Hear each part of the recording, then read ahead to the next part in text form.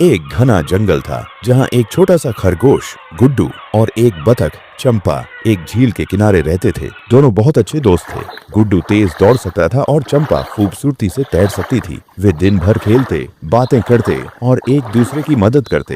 एक दिन जंगल में भीषण आग लग गई। पेड़ जलने लगे, धुआं चारों तरफ फैल गया। डर के मारे जानवर इधर उधर भागने लगे। गुड्डू और चंपा भी अपनी जान बचाने के लिए दौड़े, लेकिन रास्ते में वे एक दूसरे से बिछड़ गए। गुड्डू तेजी से दौड़ते हुए जंगल के बाहर निकल गया, लेकिन जब उसने पलटकर देखा तो चंपा कहीं नजर नहीं आई। वह रोने लगा। उसे अपनी दोस्त की बहुत चिंता हो रही थी। उधर चंपा झील में कूद गई थी, लेकिन आग की गर्मी से पानी भी उबलने लगा था। बड़ी मुश्किल से वह झील से बाहर निकली और जंगल के दूसरे छोर पर बेहोश हो गई।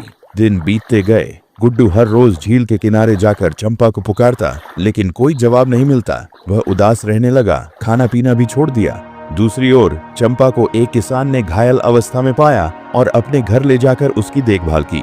धीरे धीरे वह ठीक हो गई, लेकिन उसे भी गुड्डू की बहुत याद आती थी। एक दिन किसान अपनी बतख को जंगल के किनारे घुमाने ले गया। चंपा ने आसपास देखा तो उसे वही झील दिखी जहां वह और गुड्डू खेला करते थे। वह खुशी से जोर जोर से क्वैक क्वैक करने लगी।